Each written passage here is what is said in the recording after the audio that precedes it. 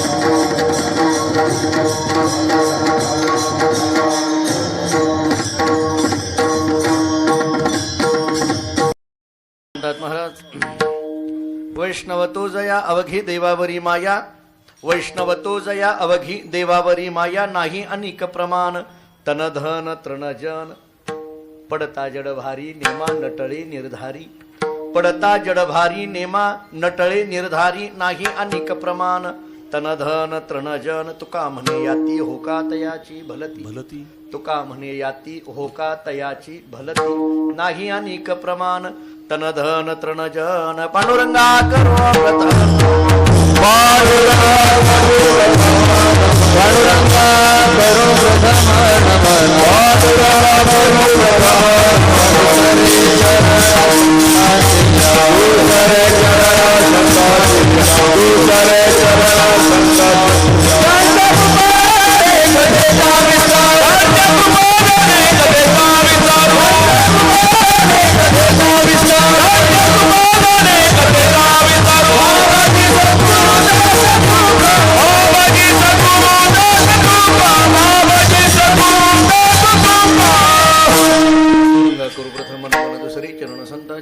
त्यांच्या कृपादाने कथेचा विस्तारू बाबाजी सद्गुरुदास तुका मस्तक हे पायावरी, या वार करी संताची जेने पंढरी सारिखाची आपोला धामनगाव केला, वैकुंठाधिपती श्री विठ्ठल सखा सोयरा जोडीला, जो का भक्त विरक्त भूतळवटी विख्यात हा बोधला, त्या श्री संत सद्गुरु मानकोजी चरणी साष्टांग मी घातिला, विठाला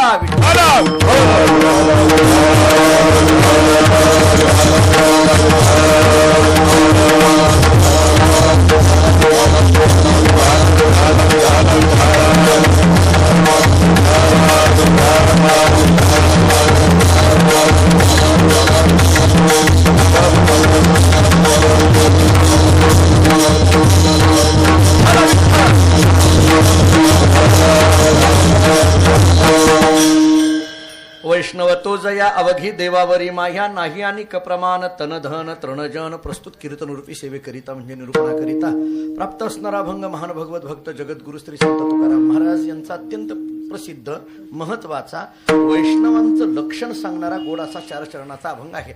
या अभंगातून जगद्गुरु श्री संत तुकाराम महाराज विविध पद्धतीने वैष्णवाचं लक्षण सांगतात. या वैष्णवाच्या अभंगाच्या पहिल्या चरणातली उत्तरार्धातली भाषा पहा. वैष्णव तो जया, कारण कोणाला वैष्णव म्हणायचं? अवघी देवावरी माया वैष्णव तो जया. एक, तन धन तृणजन हे ज्यांच्या जीवनात घडलेलं आहे वैष्णव तो जया. 2, पडता जड भारी नेमा न टळे निर्धारी हे ज्यांच्या जीवनात आलेलं आहे वैष्णव तो जया. 3, आणि तुका म्हणे याती होका तयाची भलती हे जिथं आहे त्याला म्हणायचं वैष्णव, वैष्णव तो जया. 4, विठाला विठाला.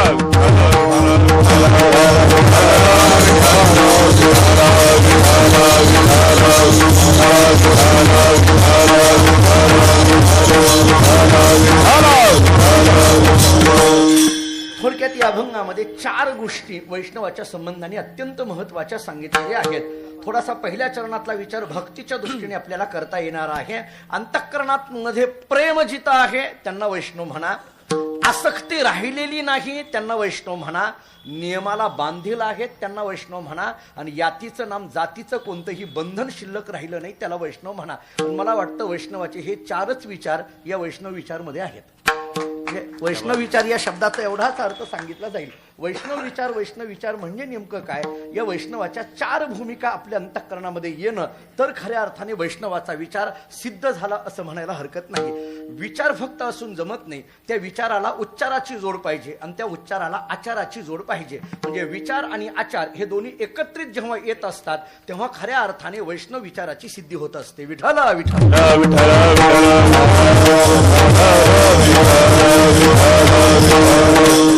ही भूमी मोठी पवित्र आहे, या भूमीचा फार मोठा अधिकार आहे.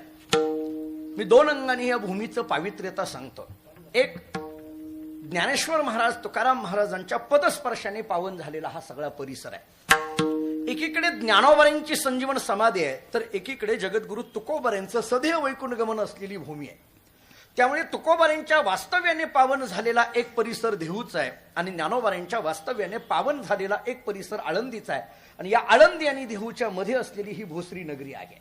त्यामुळे निश्चित ज्ञानोबारांचे तुकोबारांचे पाय या भूमीला लागलेले आहेत. त्यामुळे ही भूमी एका वैष्णवाच्या पदस्पर्शाने पावन झाली असं म्हणायला हरकत नाही. या भूमीचं एक पहिलं वैशिष्ट्य, आणि दुसरं वैशिष्ट्य, अलीकडल्या काळामध्ये खरं तर वैष्णव म्हणणं वेगळं आणि वैष्णवत्व असणं वेगळं. वैष्णव अंगामध्ये वैष्णवत्व येणं वेगळं. अलीकडल्या काळामध्ये या 50 वर्षाच्या काळामध्ये थोडं धाडस करून एक वाक्य सांगतो, परंतु काही मोजकी मंडळी आहेत की ज्यांच्या चरणावर वैष्णव म्हणून नतमस्तक व्हावं लागेल, अशी मोजकीच मंडळी होऊन गेली. आणि त्याच्यातलं एक व्यक्तिमत्व या भोसरीमध्ये होऊन गेलं, ते म्हणजे भोसरीकर माऊली. हे एक ते व्यक्तिमत्व आहे की वैष्णव म्हणून ज्यांच्या चरणावर अखंड नतमस्तक व्हावं असं व्यक्तिमत्व म्हणजे भोसरीकर माऊलींचं व्यक्तिमत्व. आपण या भूमीतली असल्यामुळे आणि माऊलींचा जन्मच या भूमीमध्ये झालेला असल्यामुळे आपण सगळ्यांनी त्यांना जवळून पाहिलंय, अनुभवलंय. आम्हा पंढरपुरामध्ये फडकरी मंडळीमध्ये किंवा महाराज मंडळीमध्ये तर माऊली हे एक आमचं सगळ्यांचं श्रद्धेचं स्थान, आदराचं स्थान. म्हणजे अंतःकरणातून मी थोडंसं आणखीन जाहीर करून असं बोलेल की पंढरपुरामध्ये माऊली जेव्हा डांगे पंचमंडळामध्ये प्रत्येक एकादशीला आल्यानंतर उतरत असत, तिथं असायचे. दशमी, एकादशी, द्वादशी 3ही दिवस तिथं असायचे. जेव्हा आम्ही माऊलींच्या दर्शनाकरता जायचो, मी अगदी तिथं जवळ पाठशाळेमध्ये शिकायला होतो. आमची मुमुक्षू पाठशाळा भाऊंची तिथं जवळच होती. त्यामुळे पंढरपुरातली महाराज मंडळी कधी कधी माऊलींकडे मला घेऊन जायची आणि मग ते कायम गाथा घेऊन बसलेले असायचे. कायम गाथा. तुम्हाला आपण तर सगळ्यांनी पाहिलं असेल, परंतु जी नवीन मंडळी आहेत मी त्यांच्याकरता सांगेन, माऊलींचं आयुष्य हे गाथ्याच्या सेवेमध्ये गेलं, गाथ्याच्या सेवेमध्ये गेलं. गाथा त्यांची मुखोद्गत, बरं ती सरळ पाठ होती अशातला भाग नाही, उलटी गाथा पाठ होती सगळी. म्हणजे खालून तुका म्हणे माझे इथून माऊलींचे अभंग पाठ असायचे, सगळी गाथा पाठ होती. तरी पण केव्हाही गेलं तर माऊली गाथा घेऊन बसलेले असायचे, केव्हाही गेलं तरी. मी अनेकदा त्यांच्या महाराज मंडळींच्या बरोबर दर्शनाला जायचो. एके दिवशी मला राहावलंच नाही, मी आपलं सहजच विचारलं. सगळी महाराज मंडळी ही पडकरी मंडळी, मोठी मंडळी, ज्यांचा काल्याचं कीर्तन आहे. शिरवळकर दादा आता यायला लागलेत परवाच्या दिवशी इथं. दादा महाराज असतील, आमच्याकडे पंढरपुरामध्ये जळगावकर महाराज असतील, शिवणीकर महाराज असतील, वास्कर महाराज असतील, देहूकर महाराज असतील, नामदास महाराज असतील, या सगळ्या मंडळींबरोबर मी जायचो. मी लहान होतो तेव्हा, म्हणजे आता फक्त अंगाने मोठा झालोय, म्हणजे फार मोठा झालोय अशातला भाग नाही, फक्त बुद्धीने काही मोठा नाहीये, पण लहान होतो. आणि मग तिथं जायचं तेव्हा ही सगळी मंडळी सांगायची माऊलींचा गाथापाठ आहे बरं. मग ती काही चर्चा त्यांच्या आध्यात्मिक चालायच्या, मला फारशा कळत नव्हत्या, परंतु मी त्यांच्याबरोबर कायम त्यांच्याबरोबर असायचो. आणि मग गाथापाठ असलेली व्यक्ती कायम गाथा घेऊन बसलेली दिसत होती, म्हणून मी एकदा न राहून त्यांना प्रश्न विचारला. मला आजही तो प्रसंग आठवतोय आणि त्यांच्या भूमीमध्ये माझ्या माहितीप्रमाणे हा प्रसंग मी अनेकदा सांगतो. आदरणीय अशोक महाराज असतील, गंभीर महाराज असतील, परमेश्वर महाराज, या सगळ्या मंडळींना माहिती आहे. मी आज भोसरीमध्ये हा प्रसंग सांगतोय अशातला भाग नाही. मी महाराष्ट्र नव्हे, कर्नाटकामध्ये जिथं जिथं जाईल तिथे तिथं भोसरीकर माऊलींचं नाव घेतल्याशिवाय माझं कीर्तन पूर्ण होत नाही, माझं कीर्तन पूर्ण होत नाही. याची जाणीव या सगळ्या मंडळींना असेल. मी कुठेही विदर्भात आपण कित्येकदा माऊलींच्या नावाचा उल्लेख केला, कारण काही व्यक्तिमत्व अशी आहेत की त्यांचं नाव घेतल्याशिवाय कीर्तनकाराचं कीर्तन पूर्ण होऊच शकत नाही. मी म्हणून न राहून एकदा भोसरीकर माऊलींना त्यावेळेस विचारलं की नेमकं गाथा पाठ आहे तुमचा, आणि तरी पुन्हा तुम्ही गाथा घेऊन बसता, पुन्हा रोज गाथ्याचं पारायण करता, असं का बरं? गाथा पाठ असलेल्या व्यक्तीने गाथा घेऊन बसायची काय गरज आहे? आमचे कीर्तनाचेच अभंग पाठ असतात फक्त, सांगत नाही पुढलं मी काय आहे ते, तरी गाथ्याची आमची गाठ पडत नाही. पण तुम्ही का असं गाथा घेऊन बसतात? त्यांनी दिलेली उत्तरं मला फार भावलेली आहेत, मला आज पुन्हा एकदा ती सांगावी वाटतात. ती सांगितल्याशिवाय मी पुढे जाणार नाही. त्यांनी मला 2 उत्तरं दिली भाऊसाहेब. त्यांनी असं सांगितलं की गाथा पाठ असो किंवा कीर्तनाचा अभंग पाठ असो, तरी सुद्धा रोज गाथा उघडायचा आणि त्या गाथ्यातला तो अभंग वाचायचा आणि मगच पाणी ग्रहण करायचं, मगच पुढचा नित्यनियम काय असेल ते करायचं, लौकिक हे करायचं. म्हटलं का? त्यांनी मला 2-3 कारणं सांगितली. त्यांनी मला सांगितलं की कीर्तनाला सुद्धा जाताना प्रत्येक वेळेस जरी कीर्तनाला तो अभंग घेणारा तुमचा पाठ असला तरी तो अभंग पुन्हा एकदा गाथ्यात उघडायचा, पाहायचा आणि मग जायचं. मी म्हटलं समजा त्या अभंगावर कीर्तन आम्ही पूर्वी केलेलं असेल तरी पुन्हा तोच अभंग घ्यायचा असेल तर बहुतेक आम्ही तेच अभंग घेतो, नाही असं नाही, जाऊ दे आता याचाही खुलासा करत नाही, आम्ही तेच अभंग घेतो. मग पुन्हा पुन्हा आम्ही तोच अभंग आमचा पाठ असतो, त्या कीर्तन अभंगावर आम्ही कीर्तन केलेलं असतं, तरी सुद्धा पुन्हा गाथा का उघडायची गरज आहे? मला महाराज त्यांनी 2 कारणं इतकी गोड सांगितली. त्यांनी मला सांगितलं की जेव्हा आपण जातो कीर्तनाला जात असताना गाथा उघडणार आणि समजा हा अभंग आहे वैष्णव तो जया किंवा अन्य कोणता तरी अभंग आहे, तो गाथा उघडणार म्हणजे तुम्ही गाथ्याला नमस्कार करणार, गाथ्यातला तो अभंग पाहणार आणि मग कीर्तनाला जाणार, असंच ना? मी म्हटलं हो. मग गाथा कीर्तनाला जाताना त्या गाथ्यातला अभंग का पाहायचा की जेणेकरून गाथा उघडून तुम्ही गाथ्याला नमस्कार करणार, म्हणजे कीर्तनाला जायच्या अगोदर तुकोबरांना नमस्कार करावा मग कीर्तनाला जावं, हा त्यातला अर्थ. कारण गाथ्याला नमस्कार करणं म्हणजे प्रत्यक्ष तुकोबारांना नमस्कार करणं. एक. आता दुसरा अर्थ सांगतो. त्यांनी सांगितलेलं मी माझं पदरचं काहीच बोलत नाही, तुम्ही वाटल्यास दादा महाराजांना आल्यानंतर विचारा, ते होते त्याला साक्षीदार शिरोळकर दादा. त्यांनी दुसरं कारण असं सांगितलं, ते म्हटले असं आहे की जरी गाथा पाठ असला, अभंग पाठ असला, तरी पुन्हा तो अभंग गाथ्यामध्ये का पाहायचा, नेमकं जगद्गुरु तुकोबारायांनी तो अभंग कसा लिहिलाय किंवा ते शब्द कसे आहेत ते तंतोतंत आमच्या नजरेमध्ये आणि कानामध्ये भरावे म्हणून पुन्हा पुन्हा गाथा पाहिला पाहिजे. कारण तुकोबारायांनी जर वेलांटी दिली असेल तर वेलांटीचाच उच्चार करावा लागतो, आकाराचा उच्चार करून जमत नाही. तुकाराम महाराजांनी जर उकार दिला असेल तर उकाराचाच उच्चार करावा लागेल, वेलांटीचा उच्चार करून जमत नाही. म्हणजे शब्द जे आम्ही गाथ्यातल्या अभंगाचे जे उच्चार करतो ते फार महत्वाचे असतात. उच्चारणातल्या दोष चाली म्हणत असताना किंवा अभंग म्हणत असताना, कीर्तनकार असो अथवा भजनी मंडळी असो, कोणी असेल, तो जर अभंगाचा उच्चार करताना त्या अक्षर जशी आहेत ती तशीच उच्चारली पाहिजे, त्याच्यामध्ये चिरफाड करून जमत नाही.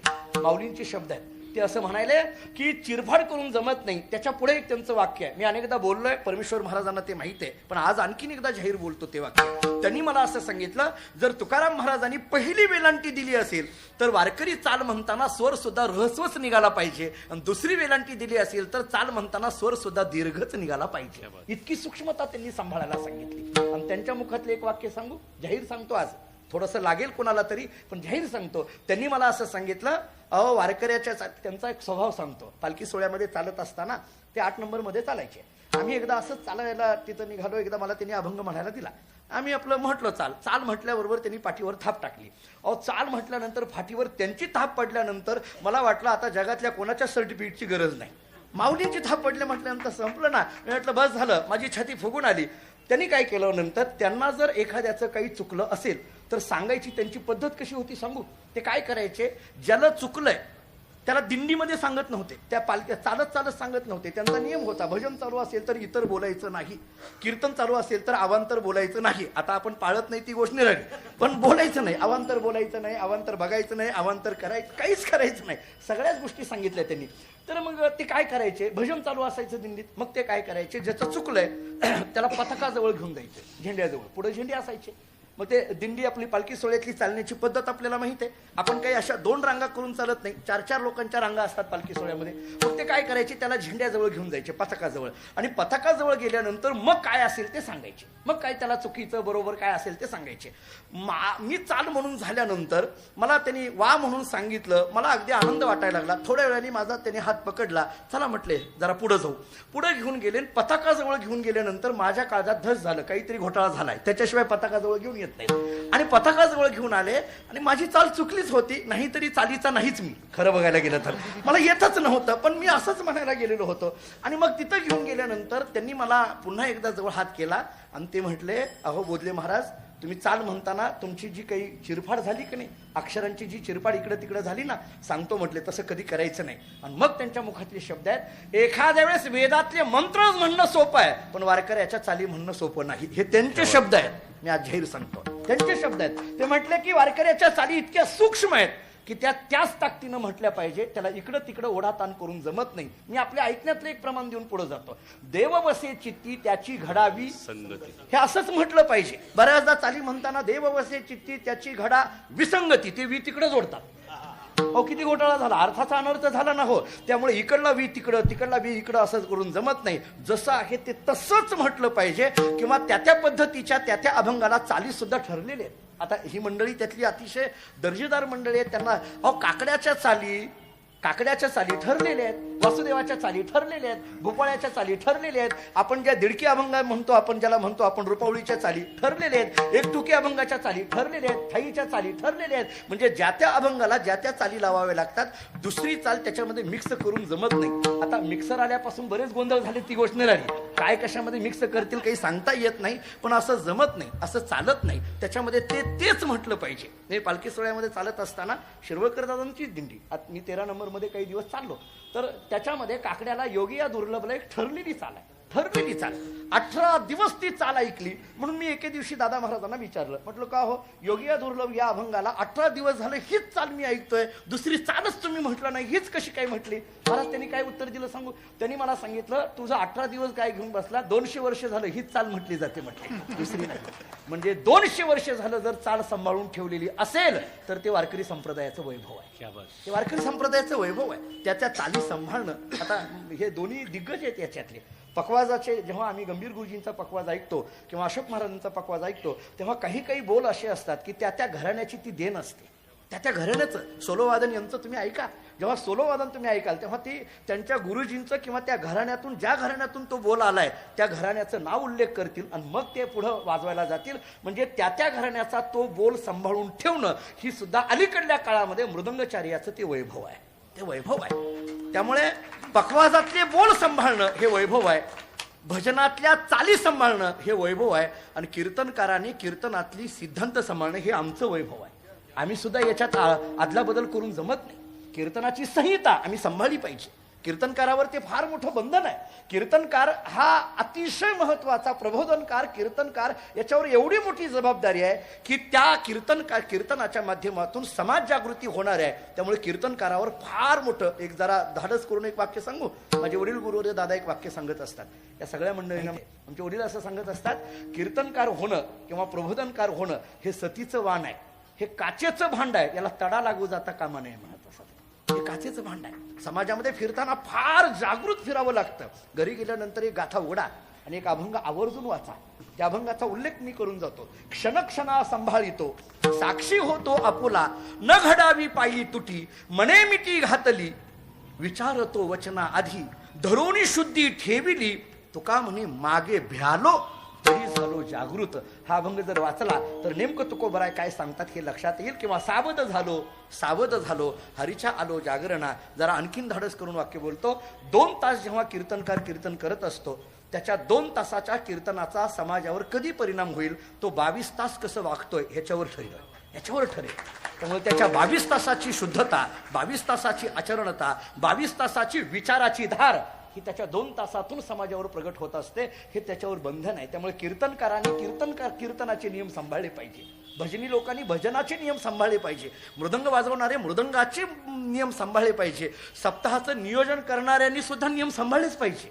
त्यांच्यावर सुद्धा जबाबदारी आहे. काय सप्ताहाचे नियोजन आहेत. अखंड हरिनाम सप्ताह म्हटलं की त्या सप्ताहामध्ये काय काय कार्यक्रम असावे आणि ते कोणत्या कोणत्या पद्धतीने झाले पाहिजेत. कारण आपल्याकडे माऊलींना चालत नव्हतं महाराज. माऊली फार वारकरी निष्ठ होते, गाथानिष्ठ होते. माऊलींचं जीवन हे सगळं वारकरी संप्रदायाला समर्पित अशा पद्धतीचं जीवन होतं. म्हणून त्यांनी सांगितलं जसा अभंग आहे तो तसाच म्हटला पाहिजे. त्याच्याकरता गाथा पाहून जायचं. आणि एक तिसरं कारण सगळ्या कीर्तनकारांनी ऐकण्यासारखं कारण त्यांनी सांगितलं. त्यांनी मला असं सांगितलं, तोच अभंग पुन्हा पुन्हा कीर्तनाला घ्यायला काहीच हरकत नाही. ऐका, तोच अभंग, हा अभंग मी घेतला. ते म्हणायचे एकदा अभंग घेतला की माझा तो अभंग झालाय, मला तो कळालाय असं म्हणायचं धाडस कोणाही कीर्तनकाराचं नाहीये. या अभंगाचा अर्थ असाच आहे हे सांगायला पुन्हा तुकोबारांना यावं लागेल. आमच्यासारख्याचं कामच नाही ते. आमच्यासारख्याचं कामच नाही. मग ते असं म्हणायचे तोच अभंग जरी कीर्तनाला घ्यायचा असला तरी पुन्हा गाथा उघडा, पुन्हा अभंग पहा आणि पुन्हा जा. का तर मला त्यांनी इतकं धार्मिक कारण सांगितलं. ते म्हटले त्या शब्दाकडे जेव्हा तुम्ही लक्ष द्याल तेव्हा प्रत्येक वेळेस जगद्गुरु तुकोबाराय त्या शब्दात दडलेला जो गर्भित अर्थ आहे तो तुम्हाला कधीतरी कृपा करून सांगतील. त्या शब्दांची कृपा तुमच्यावर होईल आणि मग तुकोबाराय सांगतील कीर्तनात जा आणि असा अर्थ हे सांग, असा अर्थ हे सांग. त्या अक्षरांची कृपा व्हावी याच्याकरता गाथ्याचं पुन्हा पुन्हा पारायण केलं पाहिजे. म्हणून भोसरीकर माऊली आयुष्याच्या शेवटच्या क्षणापर्यंत गाथामय जीवन ज्यांचं होतं ते माऊली आहेत. म्हणून त्यांच्यासारखा वैष्णव जगात होणे नाही. विठ्ठल विठ्ठल.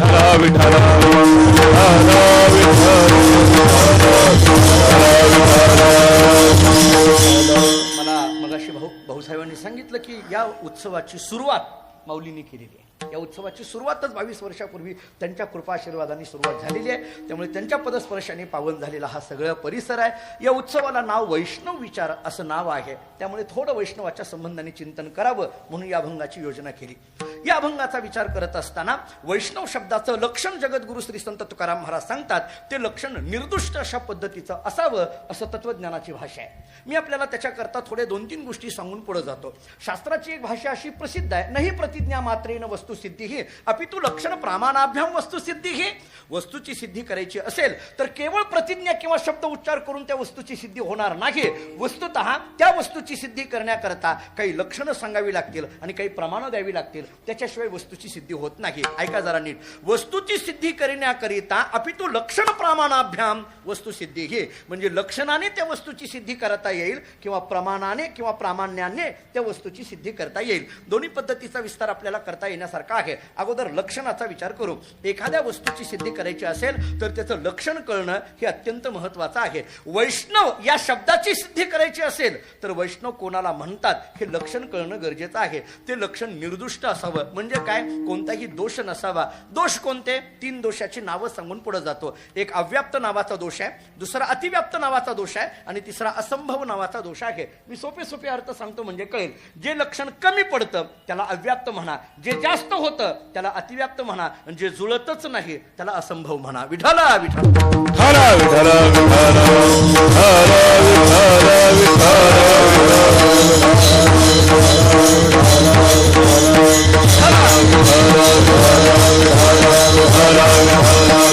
काही लक्षणं ही अव्याप्त दोषाने युक्त आहेत, काही लक्षणं ही अतिव्याप्त दोषाने युक्त आहेत आणि काही लक्षणं ही असंभव दोषाने युक्त आहेत. कोणताही दोष नसलेले जे लक्षण असेल त्याला निर्दुष्ट लक्षण असं म्हणावं लागेल. आता वैष्णवाचं लक्षणाचा विचार करायचा आहे. काय वैष्णवाच्या लक्षणाचा विचार करता येईल? वैष्णव नेमकं म्हणण्याकरता काही लक्षणाचा विचार करता येईल का याचं चिंतन पहा तुम्ही. लक्षण करण्याची का गरज पडली याचा विस्तार वेगळाच आहे. आपण सगळी कीर्तनकार मंडळी आणि अनेकदा कीर्तनातून कीर्तनकारांच्या मुखातून एक श्लोक ऐकत आलेलो आहे. काक कृष्ण पिक कृष्ण को भेदो पिक काकयो हो वसंत समये प्राप्ते काक काक पिक पिका. हा या श्लोकाची भाषा अशी आहे, कावळा आणि कोकिळा दोन्ही दिसायला जरी सारखे असले तरी वसंत ऋतू समये प्राप्ते काक काक पिक पिका. हा म्हणजे वसंत ऋतू आल्यानंतर कोकिळा ही कोकिळा आहे आणि कावळा हा कावळा आहे. म्हणजे दोन्ही जरी सारखे दिसत असले, कावळा ही काळाच आहे आणि कोकिळा ही काळीच आहे असं जरी असलं तरी वसंत ऋतू आल्यानंतर कोकिळा ही सिद्ध होते आणि कावळा हा कावळा हे सिद्ध होतो. दोन्ही सारखे जरी दिसत असले, तुकोबारांची भाषा सोपी आहे, दोन्ही दिसती सारखी आणि वर्म जाणे तो पारखी. याच्यातलं वर्म मात्र कळालं पाहिजे, याच्यातलं वर्म कळालं पाहिजे. जसं कावळ्याच्या बाबतीत हे सांगितलं जातं तसं संतांच्या बाबतीत सुद्धा, वैष्णवांच्या बाबतीत सुद्धा हाच विचार लावता येण्यासारखा आहे. वैष्णव दिसणं वेगळं आणि वैष्णव असणं वेगळं, संत दिसणं वेगळं आणि संत असणं वेगळं, भक्त दिसणं वेगळं आणि भक्त असणं वेगळं. म्हणून याच्याकरता काही लक्षणांचा विचार आपल्याला करावा लागला. आता ऐका, वैष्णवाची काही बहिरंग लक्षणं आपल्याला सांगितलेली दिसून येतात. जवळजवळ सगळ्यांच्या पाठातली ती लक्षणं आहेत. कपाळाला गंध असणं, गळ्यामध्ये माळ असणं, खांद्यावर पताका असणं, त्याला वैष्णव म्हणा. हे वैष्णवाचं बहिरंग लक्षण आहे. एक धाडस करून वाक्य बोलतो. आमचे गुरुजी वैकुंठवासी गुरुरे भाऊ गोड पाठामध्ये सांगायचे, ते म्हणायचे वैष्णवाच्या कपाळाला गंध असावा. नीट आहे का? वैष्णवाच्या कपाळाला गंध असावा मान्य आहे, पण ज्याच्या कपाळाला गंध तो वैष्णव असं मात्र अजिबात नाही. लक्षात आलं का? पहा, वाक्य तेच आहे पण मी जरा फिरून बोलतोय. पुन्हा एकदा सांगतो, वैष्णवाच्या कपाळाला गंध असावा पण ज्याच्या कपाळाला गंध तो वैष्णव असं मात्र वैष्णव शब्दाचं लक्षण करता येत नाही. सांगतो, आपल्याला खुलासा करतो म्हणजे तुम्हाला लगेच लक्षात येईल. वैष्णवाच्या कपाळाला गंध असावा हे साधारण वाक्य झालं, हे वैष्णवाचं बहिरंग वर्णन झालं. या वाक्याला काही फार इतका अधिकार प्राप्त होईल अशातला भाग नाही.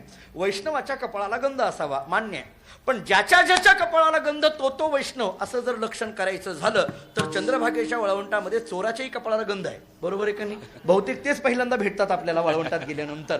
नवे आपण ते भेटतात म्हणून त्यांच्याजवळ कपडे ठेवतो आणि नंगे आपण माघारी गावाकडे जातो. अशी कित्येक उदाहरणं आपल्याला देता येण्यासारखे आहेत का नाही? म्हणजे त्यांना काही वैष्णव म्हणता येईल का? म्हणून वैष्णवाच्या कपाळाला गंध आहे हे मान्य आहे, पण ज्याच्या कपाळाला गंध तो वैष्णव असं मात्र म्हणता येत नाही. ठीक आहे, हे बहिरंग लक्षण म्हणून वैष्णवाचं स्वीकारायला काही हरकत नाही. तुकोबारांनी याला प्रमाण दिलेलं आहे.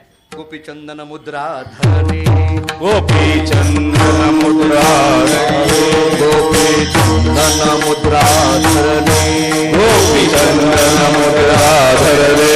आम्हालेने वैष्णवा आम्हालेने, आम्हालेने वैष्णवा, आम्हालेने वैष्णवा, आम्हालेने वैष्णवा, आम्हालेने वैष्णवा.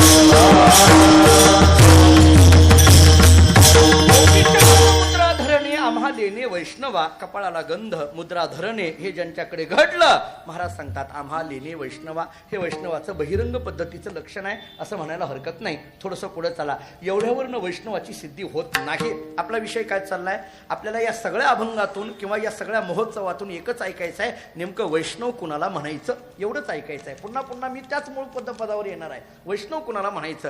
कपाळाला गंध आहे गळ्यात माळ आहे त्याला वैष्णव म्हणायचं.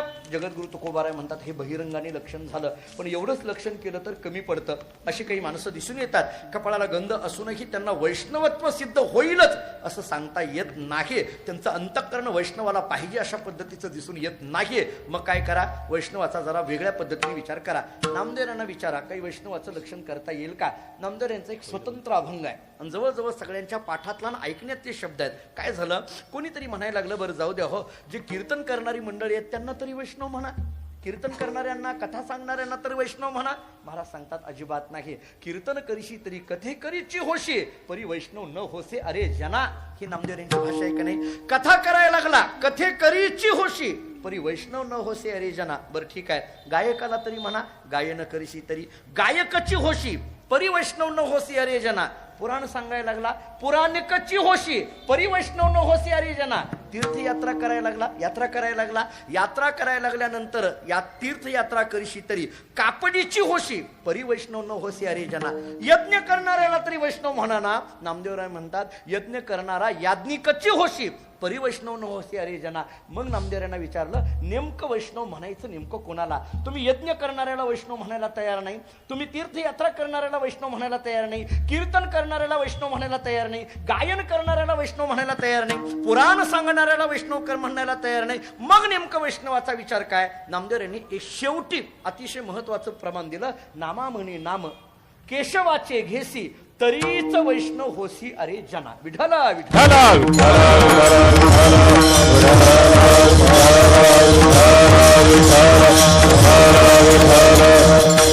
नामदेव यांची भाषा अशी आहे की भगवंताच्या नामस्मरणामध्ये जो तल्लीन झाला त्याला वैष्णव म्हणा असं नामदेव याच्या पद्धतीने चिंतन करता येण्यासारखं आहे. थोडंसं पुढं चला. हाच विचार जगद्गुरु तुकोबारायांनी थोड्या वेगळ्या पद्धतीने मांडलेला आपल्याला दिसून येतो. तुकोबारायांना विचारलं की वैष्णव नेमकं कोणाला म्हणायचं. तुकाराम महाराजांनी ज्ञानशास्त्राच्या दृष्टीने एक भूमिका सांगितली. ऐका थोडी कठीण वाटेल पण सोपी करून सांगतो. ज्ञानशास्त्राच्या दृष्टीने वैष्णवाचा विचार करताना तत्वज्ञानांनी असं चिंतन केलंय एखाद्या व्यक्तीच्या ठिकाणी असलेला त्याचा जो असाधारण धर्म असतो ते त्या व्यक्तीचं ज्ञानशास्त्राच्या दृष्टीने लक्षण असतं. मी सोपं करून सांगतो आपल्याला नीट ऐका. काय आहे साधारण धर्म वेगळा आणि असाधारण धर्म वेगळा. साधारण म्हणजे जो सर्वांमध्ये आहे त्याला साधारण म्हणायचं आणि जो एकामध्येच आहे त्याला असाधारण म्हणायचं. पहा असं आहे सगळी माणसं आहेत हो मान्य आहे पण हे कोण आहेत म्हटले हे त्याच्यातले जे आहेत ना हे कीर्तनकार आहेत. हे त्याच्यातले आहेत ना हे गायक आहेत. हे त्याच्यातले आहेत ना हे वादक आहेत. म्हणजे हे झाला त्याचा असाधारण धर्म. त्याच्यावरनं त्यांचं लक्षण ठरलं जातं. म्हणजे व्यक्तीच्या ठिकाणी असलेला त्यांचा जो असाधारण धर्म आहे तेच त्या व्यक्तीचं ज्ञानशास्त्राच्या दृष्टीने लक्षण असतं. आता जगद्गुरु तुकोबारांना विचारलं वैष्णवाचा धर्म नेमकं कोणता आहे. तुकोबारांनी वैष्णवाचा धर्म आम्हाला सांगितला. विष्णुमय जग वैष्णव धर्म विष्णुमय जग वैष्णव धर्म विष्णुमय जग वैष्णव धर्म विष्णुमय जग वैष्णव धर्म भेदा भेदा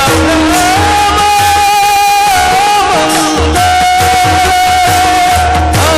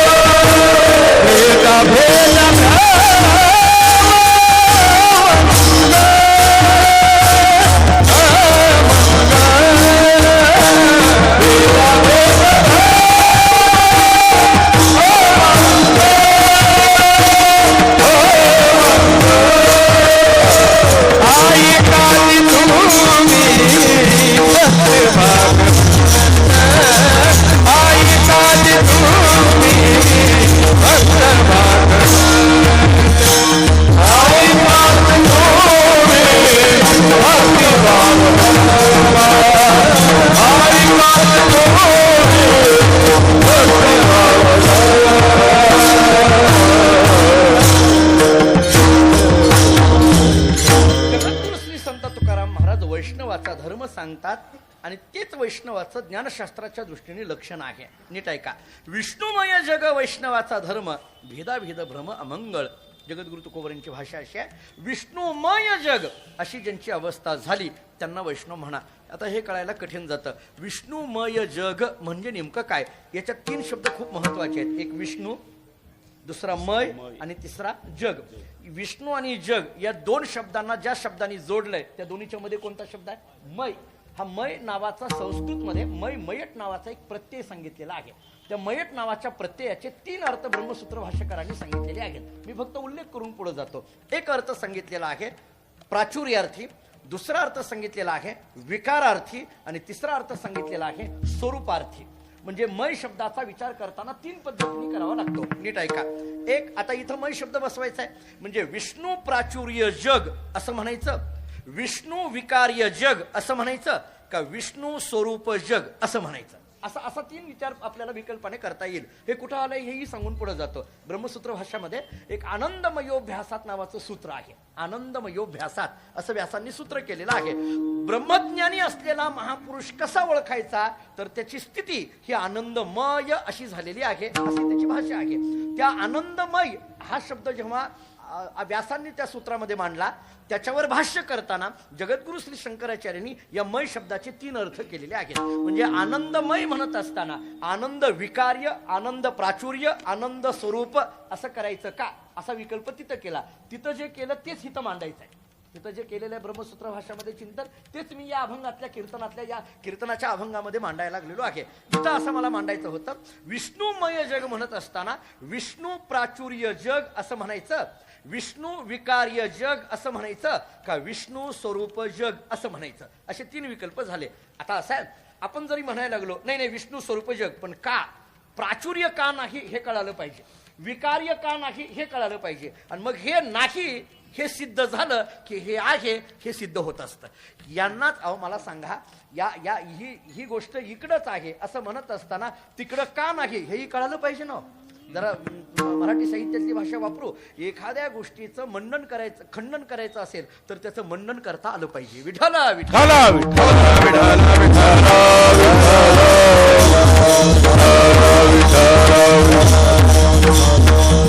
सांगतो आपल्याला, ऐका आता नीट.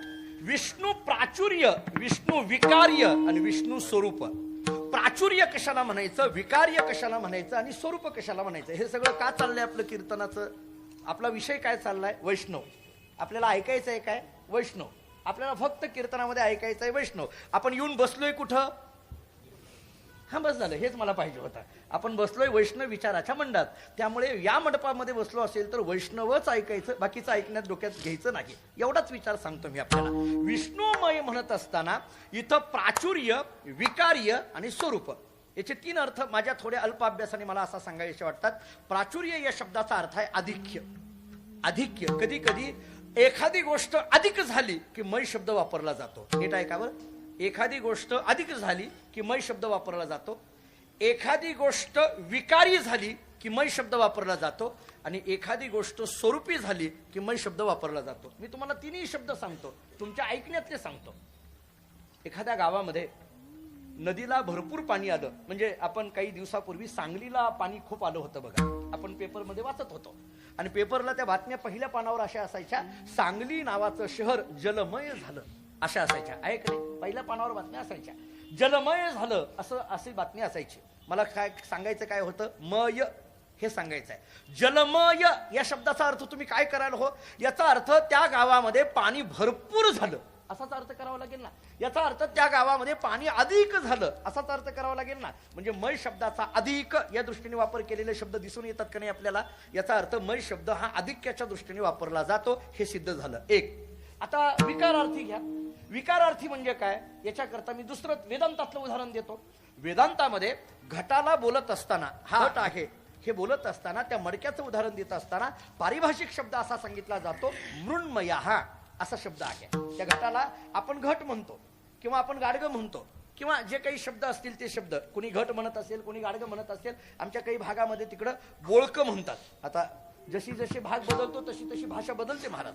जसा भाग बदलतो तशी तुम्ही पुण्यामध्ये आल्यानंतरची भाषा वेगळीच आहे, तुम्ही कोल्हापूरकडे गेल्यानंतर भाषा वेगळीच आहे, कोकणामध्ये गेल्यानंतर भाषा वेगळीच आहे, यांच्याकडे विदर्भामध्ये गेल्यानंतर भाषा वेगळीच आहे, महाराजांकडे मराठवाड्यामध्ये गेल्यानंतर भाषा वेगळीच आहे, शब्द वेगवेगळे असतात. मी त्या जालन्याच्या पलीकडे एका ठिकाणी कीर्तनाला गेलो होतो, ते रामनगर नाही का, रामनगरच्या जवळ एका ठिकाणी कीर्तनाला गेलो होतो.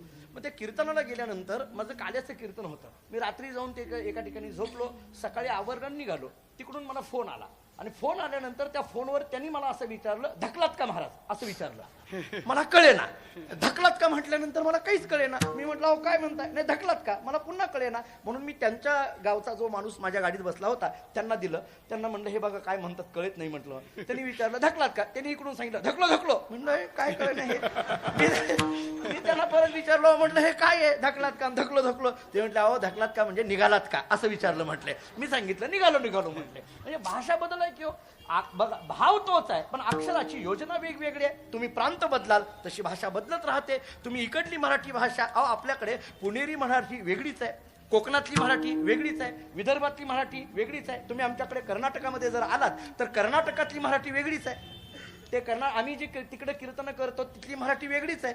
ते ऐकायला तिकडेच यावं लागेल असं सांगून जमत नाही, असं जमत नाही. तिकडे आम्ही कीर्तन करताना त्याच भाषेत, काय इलाज नाही. लोकांना समजेल अशा पद्धतीने त्या भाषेत बोललं पाहिजे आणि कीर्तनकाराची ती जबाबदारी आहे. तुम्ही कितीही मोठं सांगा, फक्त समाजाला कळेल असं सांगा. विठ्ठल विठ्ठल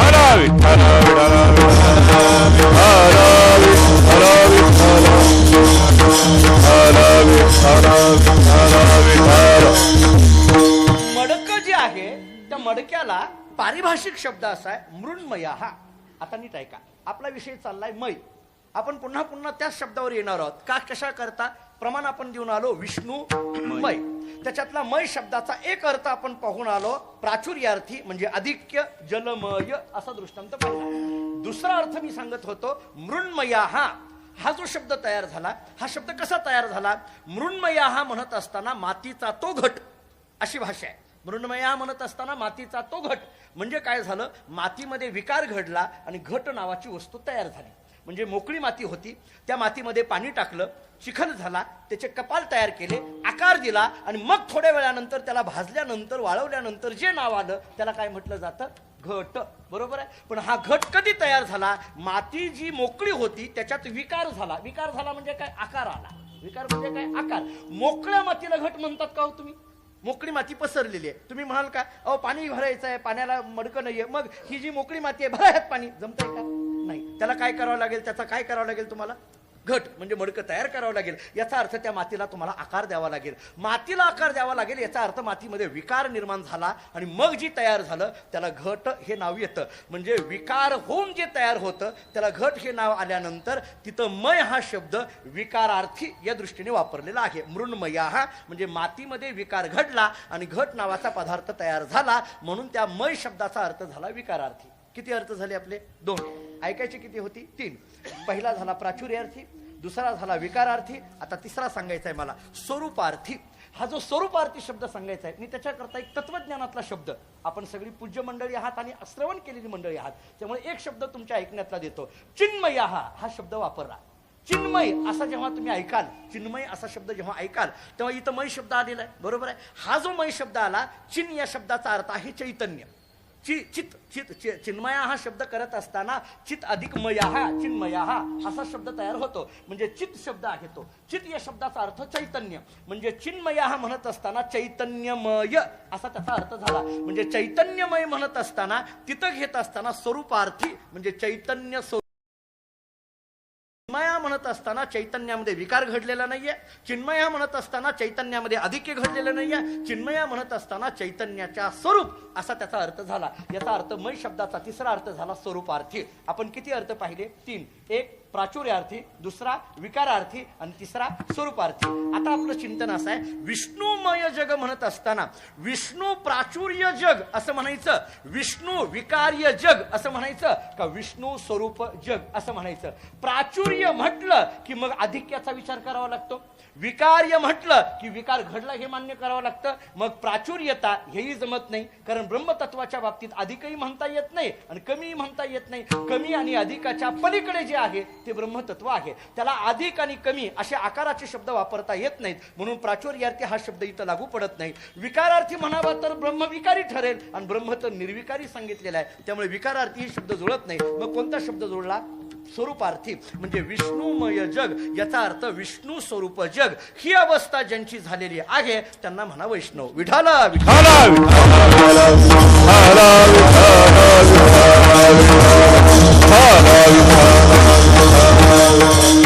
आतापर्यंत वैष्णव शब्दाचे 2 अर्थ आतापर्यंत सांगितले. म्हणजे तसे 3 झाले, पण एक बहिरंग लक्षणातला अर्थ जरा बाजूला काढा. 2 अर्थ. एक नामदेव यांचं प्रमाण आपण पाहिलं, नामा म्हणे नाम केशवाचे घेशी तरीच वैष्णव होसी अरे जना. हा एक वैष्णव शब्दाचा नामदेव यांच्या दृष्टीने विचार केला. दुसरा विचार ज्ञानशास्त्राच्या दृष्टीने विचार केला की विष्णू स्वरूप जग ज्यांचं झालेलं आहे त्यांना वैष्णव म्हणा. आणखीन एक याच्यातलं सूक्ष्म सांगून पुढे जाऊ सांगतो ऐका. विष्णू स्वरूप जग म्हणत असताना, ब्रह्ममय आहे हे म्हणत असताना वेदांताची भाषा सांगतो, नाही पटली तर ज्ञानोबारांची हरिपाठाची भाषा सांगतो. आपल्याला वेदांताने भाषा अशी दिली, जगद्गुरु आचार्यांचं प्रमाण असं आहे, आदौ ब्रह्म अहम अस्मी खलविदम ब्रह्म पश्चात. ऐका बरं, आचार्यांची भाषा आहे, अगोदर मी ब्रह्म आहे हे कळावं, मग चराचरामध्ये परमात्मा भरला हे कळत असतं. हेच कळण्याकरता मी हरिपाठातली 2 प्रमाणं तुमच्या पाठातली देतो. ऐका. एकहरी आत्मा जीव शिव समा वाया तू दुर्गम न घाली मन. हे झाल्यानंतर म्हणायचं ज्ञानदेवा पाठ हरी हा वैकुंठ भरला घन दाट हरी दिसे. कळालं का आता? एक हरी आत्मा जीव शिव समा अगोदर आणि मग भरला घन दाट. आता ह्याच्यावर लक्ष द्या ना तुम्ही, म्हणजे लक्षात येईल तुम्हाला. एक हरी आत्मा जीव शिव समा हे अगोदर बोलायचं आहे, म्हणजे मी शिवस्वरूप आहे हे कळाल्यानंतर मग म्हणायचं भरला घन दाट हरी दिसे. मग म्हणायचं चराचरामध्ये परमात्मा भरलेला आहे. नाहीतर मी दुसरं प्रमाण देतो, हे कळण्याकरता आणखीन एक प्रमाण देतो, मी वासुदेव तत्वता. बरोबर आहे. हे झाल्यानंतर म्हणायचं हो जनीवनी, हे नंतर म्हणायचं जनीवनी अवघा देव अगोदर आणि मग मी वासुदेव तत्वता. असं नाहीये.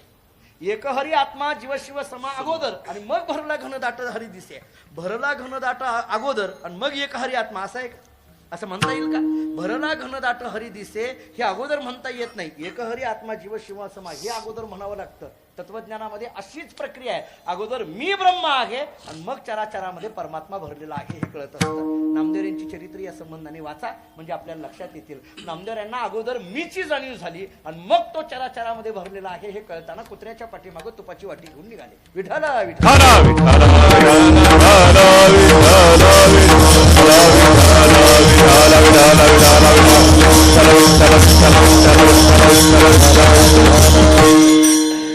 नामदेवांनी पंढरीचं वर्णन करताना फार गोड वर्णन केलंय. प्रमाण सगळ्यांच्या ऐकण्यातलं म्हणून टाळावर देण्यात वेळ घालवत नाही.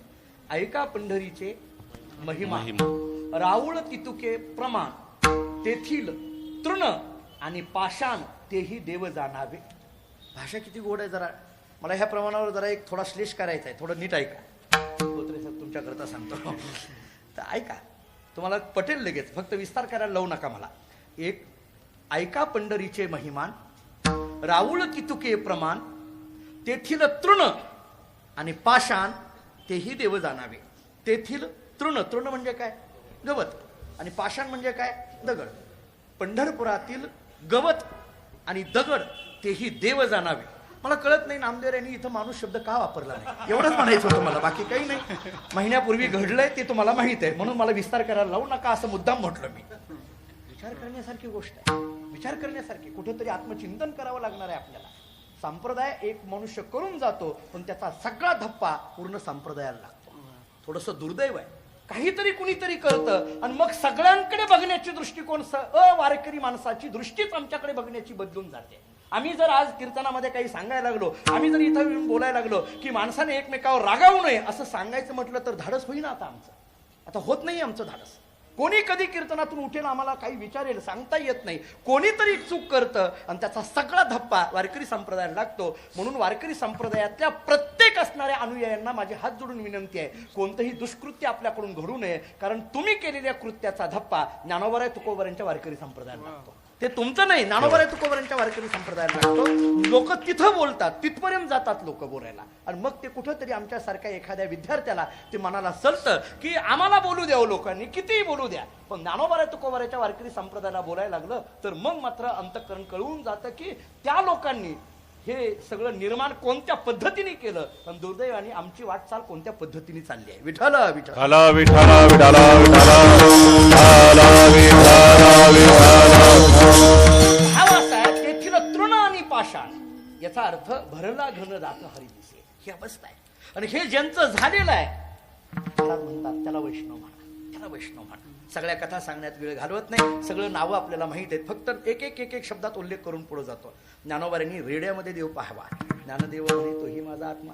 नामदेव यांनी कुत्र्यामध्ये देव पाहिला, एकनाथ महाराजांनी गाढवामध्ये देव पाहिला, तुकाराम महाराजांनी पाखरामध्ये देव पाहिला. अवघी भूते साम्याची देखिली म्या काही होती, विश्वास तो खरा मग पांडुरंग कृपेचा सर्वात्मक पण माझे हिरोनीने तो कोण मनी भक्तीची आवडी हेवा व्हावी ऐशी जोडी. मला कधी कधी तुकोबरांच्या प्रत्येक शब्दांचा अभ्यास करत असताना आश्चर्य वाटतं, काय तुकोबरांनी लिहावं. तुकोबरांनी प्रश्नच विचारला हो आम्हाला, सर्वात्मक पण माझे हिरोनीने तो कोण. महाराज म्हणतात माझ्या ठिकाणी आलेली ही जी सर्वात्मकपणाची अवस्था आहे कोण चोरून घेऊन जाईल. माझ्या ठिकाणी आलेली आहे सर्वात्मकपणा अवस्थेची चोरी कोणीही करणार नाही. का करणार नाही गमतीने सांगतो, नीट ऐका. एक तर हे चोरण्यासारखं नाही म्हणून याची कोणी चोरी करणार नाही.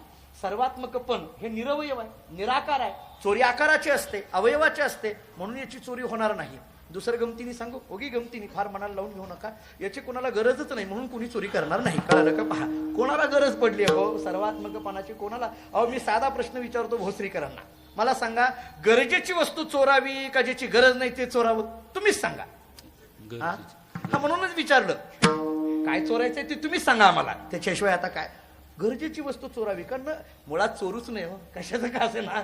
पण ठीक आहे, सर्वात्मकपण कोणाला गरज पडली, कोणालाही गरज पडली नाही, पण ही अवस्था जिथं आली त्याला वैष्णव म्हणा. हे तुकोबारांनी थोडी ताकदीनं दिलेली व्याख्या आहे. हेही व्याख्या आम्हाला फारशी नाही आम्हाला भावली, तर तुकोबारांनी सर्वसामान्यांना कळेल अशी व्याख्या करण्याचा प्रयत्न केला. जगद्गुरु तुकोबारा सांगायला लागले, अरे बाबा नामदेवांचं प्रमाण तुम्हाला दिलं तरी तुमच्या लक्षात येईना. विष्णुमय जग वैष्णवाचा धर्म यांना वैष्णव म्हणा असं सांगितलं तरी यथार्थ लक्षात नाही आलं, तर मग सांगतो म्हटले. सगळ्याला कळेल असं पटेल अशी सोपी व्याख्या सांगतात तुकाराम महाराज. वैष्णव त्याला म्हणा ज्याच्या अंतःकरणात भगवंताविषयी माया आहे. वैष्णव तो जया वैष्णव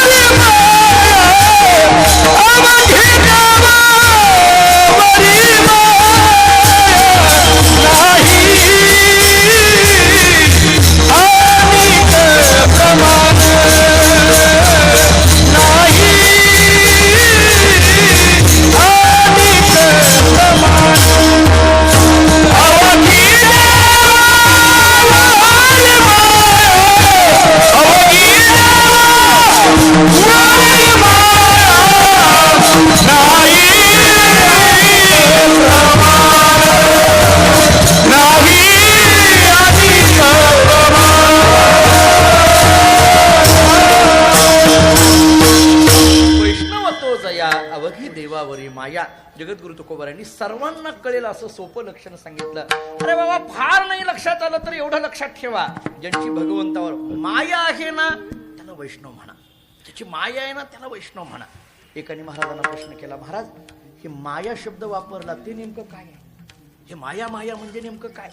तुम्ही म्हणता ज्याची देवावर माया आहे, पण कोणती माया, कसली माया, कोणत्या पद्धतीची माया, माया म्हणजेच नेमकं काय? ऐका सांगतो आपल्याला. माया शब्दाचा गुरुनाम गुरु रंगनाथ महाराज परभणीकर गुरुजी, तुम्ही नाव असाल ऐकून असाल, परभणीकर गुरुजी म्हणून एक फार दिग्गज नाव संप्रदायातलं. त्यांची काही कोट्याची पुस्तकं मिळतात बाजारामध्ये, छोट्या छोट्या कोटे केलेले आहेत. त्यांनी एका पुस्तकामध्ये फार गोड कोटी केली. असं म्हणतात, वेदांत्याची माया वेगळी, प्रापंचिकाची माया वेगळी आणि वारकऱ्याची माया वेगळी, अशी भाषा येते.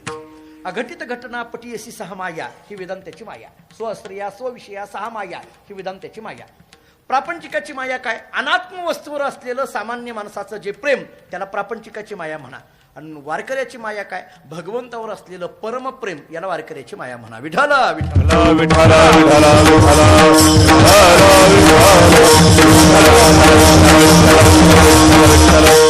याचा अर्थ काय झाला? परमप्रेमाला माया म्हणा. आता परमप्रेम शब्द आला. हा प्रेम शब्द उगीच आलेला नाहीये. मी आपल्याला एक ग्रंथाचं नाव सांगतो. नारद भक्ती सूत्र नावाचा ग्रंथ आवर्जून वाचा. वैकुंठवासी प्रातस्मृती धुंडा महाराज देगलूरकरांनी नारद भक्ती सूत्रावर विवरण केलेलं आहे. फार गोड आहे. म्हणजे प्रत्येक कीर्तनकारांनी वाचावं अशा पद्धतीचा तो ग्रंथ आहे. त्यामध्ये पहिलं सूत्र असं आहे, सा तस्मिन परम प्रेम रूपा. भक्तीचं लक्षण सांगत असताना पहिलं सूत्र त्यांनी नारदांनी असं मांडलंय, सा तस्मिन परम प्रेम रूपा. भक्ती म्हणजे काय? परम प्रेम रूप जे आहे त्याला भक्ती म्हणा. आता इथला जो परम शब्द आलाय का नाही, त्याच्या अनुषंगाने मला 3 भूमिका सांगायच्या. वात्सल्य प्रेमी वेगळं, सख्य प्रेमी वेगळं आणि परम प्रेमी वेगळं. नीट ऐका. वात्सल्य प्रेम, सख्य प्रेम आणि परम प्रेम. मुळात जर तुम्ही नारद भक्ती सूत्राचा अभ्यास करत निघाला, 84 सूत्र आहे.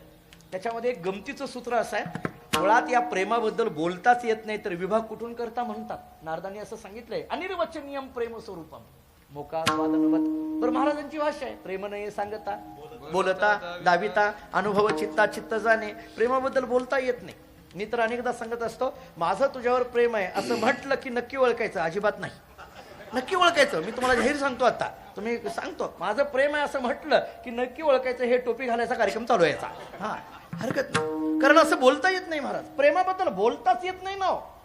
ते मला सगळी श्लोकाची भाषा आठवत नाही महाराज, परंतु मी अनेकदा सांगत असतो बघा की ते काय सांगितलं, प्रेम शब्द हा तोंडावर उच्चार केला की ते संपून जातं. प्रेम संपून जातं. मुकास्वादनवत म्हणत असताना संपून जातं. त्याला आपल्याकडे चिंतन असं दिलं जातं, काही नाही म्हणे, एका खोलीमध्ये दिवा आहे तो प्रज्वलित आहे. खोलीमध्ये दिवा आहे तो प्रज्वलित आहे. आणि प्रज्वलित असलेला दिवा खोलीतून आतून उचलला आणि उंबऱ्यावर आणून ठेवला. उंबरट्यावर आणून ठेवला. सोसाट्याचा वारा सुरू झाला. काय होईल हो? तो दिवा काय होईल? विजून जाईल. खोलीत आतमध्ये जोपर्यंत दिवा आहे तोपर्यंत दिवा पेटलेला आहे, पण तोच दिवा उंबरट्यावर आणून ठेवला की तो दिवा विजला. पुन्हा एकदा ऐका. आतमध्ये आहे तोपर्यंत पेटलेला आहे, उंबऱ्यावर आणून ठेवला की विजला. तसं प्रेमाचा दिवा हृदयात आहे तोपर्यंत पेटलेला आहे, या तोंडरूपी उंबरट्यावर आणून ठेवला की विजून गेला. इथं आणून ठेवला की विजून गेला. याच्यावर आणून ठेवलं माझं प्रेम आहे असं म्हटलं की विजून गेला. संपलं. असं बोललं की संपून गेलं. प्रेम नाही सांगता बोलता दाविता. सांगता येत नाही, सांगायला गेलं संपून गेलं. बोलता येत नाही. आपल्याकडे जुने कीर्तनकार सांगायचे बघा, आपण केलेलं पुण्य कधी सांगू नये असं म्हणायचं. आपण केलेलं पुण्य कधी सांगू नये आणि आपण केलेलं पाप कधी झाकू नये असं म्हणतात. आपण केलेलं पुण्य कधी सांगू नये, कारण आपल्या मुखावर ते पुण्य, मी पुण्य केलं असं म्हटलं की ते पुण्य संपलं. कोणतीही गोष्ट तोंडा वाटे उच्चार केली की संपून जाते.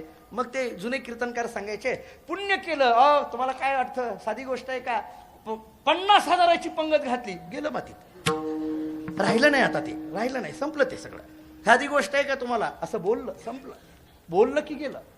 मग पाप का बोलावं? कारण ते बोलल्यानंतर जातं म्हणून बोलावं, दुसरं काहीच कारण नाही. बोललं की ते जातं म्हणून बोलावं. पण लोक अशी गमतीची आहेत, पाप झाकून ठेवतात आणि पुण्य जगजाहीर सांगत राहतात. महाराज मला सांगा, इथून आता मला सांगा, आपण जर एखाद्याची चप्पल चोरली तर उद्या सांगावी सांगावी ना महाराज, अशी चोरली होती म्हणा. पण लोक सांगतील का? अजिबात सांगणार नाहीत. पण इथं काही केलं ना मात्र पुण्याची गोष्ट मात्र सांगितल्याशिवाय राहणार नाही. पुण्य आणि पापाची गंमत मी का सांगायला लागलो? प्रेमाबद्दल बोलत होतो. प्रेम असं गमतीचं आहे. या प्रेमाचे 3 प्रकार केले. मी हा सगळा विस्तार का कुठून चालू केलाय पुन्हा एकदा ऐका. माया मला सांगायची, मी मुद्दा सोडत नाही. माझा मूळ मुद्दा जिथं आहे तिथं येतो मी. मला मुळातच मुद्दा सोडायची सवयच नाही. मला पूर्ण मला ते सोडून जमत नाही. मी अनेकदा सांगत असतो, मी अनेकदा बोलतही असतो, कीर्तनकारांनी इकडं तिकडं फिरावं पण जय विठ्ठलच्या अगोदर जागेवर यावं, एवढं मात्र करावं. ते येतच नाही तो जागेवर. बऱ्याचदा त्यांना आणावं लागतं वडून. कधी कधी चांगले गायक असतील ना माहितीतले तर ते वडून आणतात. बघा तुम्ही, अशी काही प्रमाणं दिली जातात की जेणेकरून हे प्रमाण ऐकून तरी कीर्तन करायला वाटावं की जागेवर यावं बाबा. अशी प्रमाणं देतो का नाही आपण? आता कधी कधी करावं लागतं असं. कधी कधी ठीक आहे, फिरावं लागतं पण जागेवर आलं पाहिजे. मी मुद्दा सोडणार नाही. माया, माझा मुद्दा इथं आहे. विषय सगळा आपला चाललाय या अभंगातून, फक्त वैष्णव ऐकायचा आहे. नामदेव यांची एक व्याख्या पाहून आलो, विष्णुमय जग ही तुकोबरांची एक व्याख्या पाहून आलो.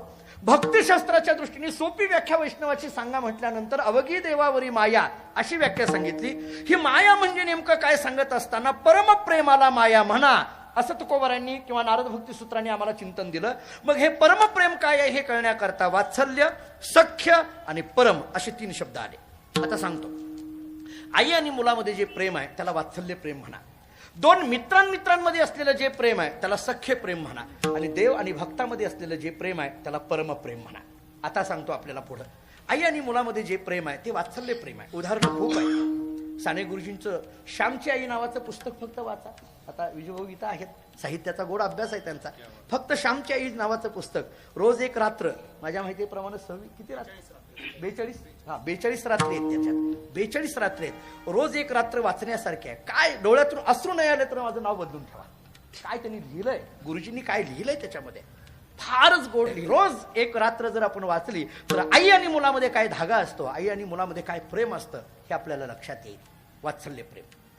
श्रीमद भागवतामध्ये कथा आपण सगळ्यांनीच ऐकलेली असते, परंतु एक कथेचा भाव मात्र माझ्या डोळ्यासमोर कृष्णचरित्रातला या वात्सल्य प्रेम या शब्दातून प्रगट व्हावा असा वाटतो. काही नाही, सांदीपानी ऋषींच्या आश्रमामध्ये हे सगळेजण शिकत होते. आणि मग 12 वर्ष अध्ययन झालं आणि जात असताना प्रत्येकजण पाया पडायला येऊ लागला. सांदीपानी ऋषींनी प्रत्येकाला आशीर्वाद द्यायला सुरुवात केली. यशस्वी भव, विजयी भव, आयुष्यमान भव, जे काही असेल ते आशीर्वाद. गुरु आहेत, शिष्यांना आशीर्वाद देणार. आशीर्वाद देता देता पाया पडता पडता सगळेजण एक एक रांगेत पाया पडत होते. भगवान श्रीकृष्ण परमात्मा त्याच रांगेत होते. आता आणि पाया पडायला आले. खरं तर कृष्ण परमात्म्यांनी रांगेत उभं राहण्याची आवश्यकता नाही, त्यांनी शिष्य म्हणून तिथं राहण्याची आवश्यकता नाही. बरं, मला गुरु आशीर्वाद द्या म्हणून जाण्याची आवश्यकता नाही, कारण तो परमात्मा आहे. तरी भगवंतांनी ही लीला केली. ब्रह्मसूत्र भाष्यांनी त्याला लोकवत्तु लीला कैवल्यम असं सूत्र सांगितलं ब्रह्मसूत्रामध्ये. पाया पडण्याकरता आले. आणि मग पाया पडण्याकरता आल्याबरोबर सांदीपानी ऋषी जसे सगळ्यांना आशीर्वाद देतात तसे सगळ्यांसारखं यांना आशीर्वाद देणार. तेवढ्या सांदीपानी ऋषींच्या लक्षात आलं पाया पडायला आलेला आहे तो कृष्ण आहे. हात असा केलेला आखडता घेतला, काही बोलेनात. भगवंतांनी दोन्ही हात जोडलेने विचारलं, गुरुजी आशीर्वाद द्या ना. एकही शब्द बोलेनात. अहो गुरुजी आशीर्वाद द्या ना, मी पाया पडलोय, सर्वांना आशीर्वाद देता आणि मला का आशीर्वाद देत नाहीत? तेव्हा सांदीपानी ऋषींनी सांगितलं, अरे कृष्णा, तुला काय म्हणून मी आशीर्वाद देणार? तू जरी शिष्य म्हणून 12 वर्ष इथं राहिलेला असलास तरी मला चांगलं माहित आहे तू परमात्मा आहेस, या जगाचा अधिष्ठान आहेस, या जगाचा करता करवीत आहे.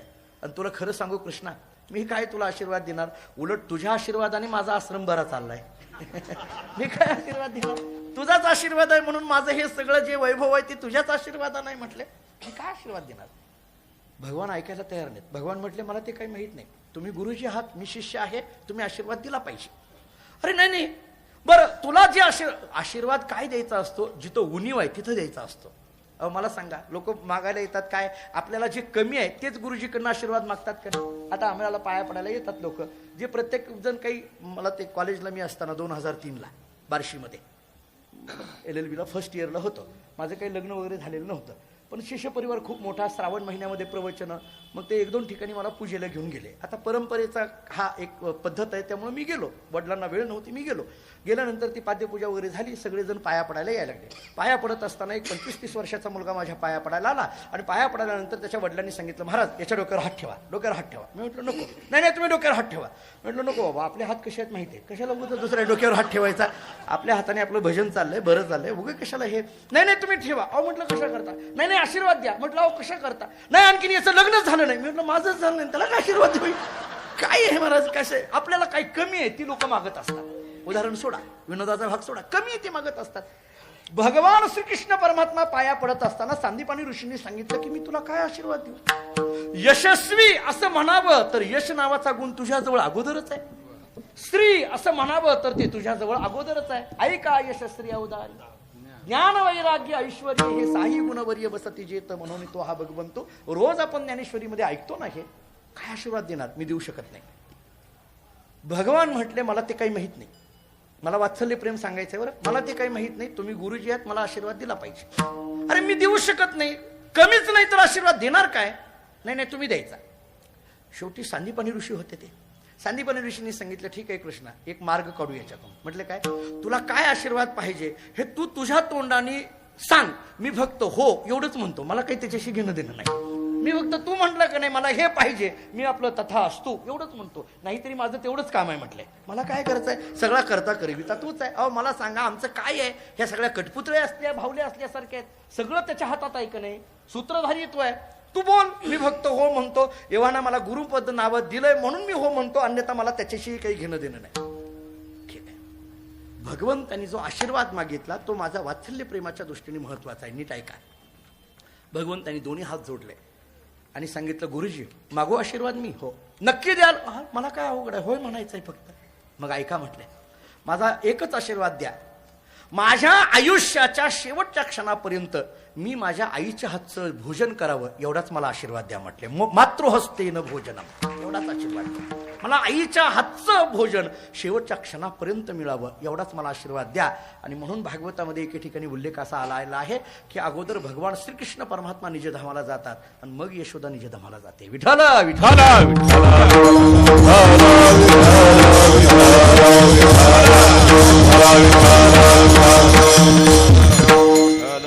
कथेमध्ये जास्त न गुंता त्याच्यातला भाव काय आहे हे पहा. कथा कथाच असतात, फक्त त्याच्यातले भाव आपल्याला विषयाला कसा मार्मिक भाव आहे, वात्सल्य प्रेम मला सांगायचं आहे. मी अनेकदा सांगत असतो की कोणतीही कथा असली तरी भाव काढता आले पाहिजे. भाव वाढवण्यापेक्षा भाव काढता आले पाहिजे, हे महत्वाचं आहे. भाव काढता आले पाहिजे, वेगवेगळे भाव निघत राहतात. कृष्ण कथेतनं हा निघालेला भाव जरा डोळ्यासमोर घ्या. इथं वात्सल्य प्रेम सिद्ध होतं. जरा पुढे चला. सख्य प्रेम, ज्ञानोबांची एकच ववी देतो, विस्तार करण्यात वेळ घालवत नाही. तू प्रेमाचा पुतळा, भक्तीचा जिव्हाळा, मैत्रीची चितकळा धनुर्धारा. काय गोड ज्ञानोबांनी वर्णन केलंय. घरी गेल्यानंतर मामासाहेबांनी जी सार्थ केलेली ज्ञानेश्वरी ना ती उघडा, आणि इथं मैत्रीची चितकळा, या चितकळा शब्दाचे काय अर्थ आहेत हे 3 अर्थ केलेले मामासाहेबांनी घरी गेल्यानंतर आवर्जून वाचा. अतिशय मार्मिक अर्थ या चितकळा शब्दाचे केलेले आहेत. याला सख्य प्रेम म्हणा. आणि तिसरा प्रकार सांगायचा आहे परमप्रेम, म्हणजे निष्काम असलेलं प्रेम, काहीही अपेक्षा नाही, त्याला निष्काम प्रेम असं म्हटलं जातं. नारदांचं भक्तिसूत्रातलं एक सूत्र सांगतो, सा न कामयमाना निरोध रूपत्वात, असं एक सूत्र सांगितलेलं आहे. किंवा तुकोबारांची तुमच्या ऐकण्यातली भाषा सांगतो, काही मागणे हे आम्हा अनुचित वडिलांची रीत जाणत असो. किंवा तुकोबारा सांगतात, आमच्या ठिकाणी आता कामच राहिला नाही, काम नाही काम नाही काम नाही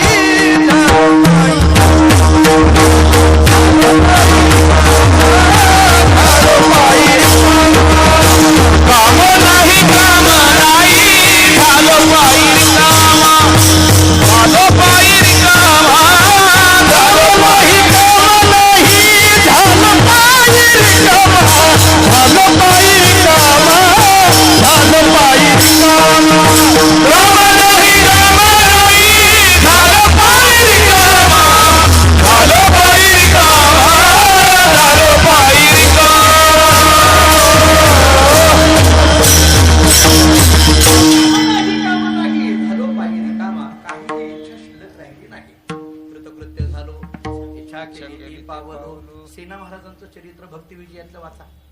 घरी गेल्यानंतर भक्तिविजय जर असेल, मित्र अनेकदा सांगत आलं, कीर्तनकाराने तर भक्तिविजय वाचलाच पाहिजे, कीर्तनकाराने तर भक्तिविजय वाचलाच पाहिजे.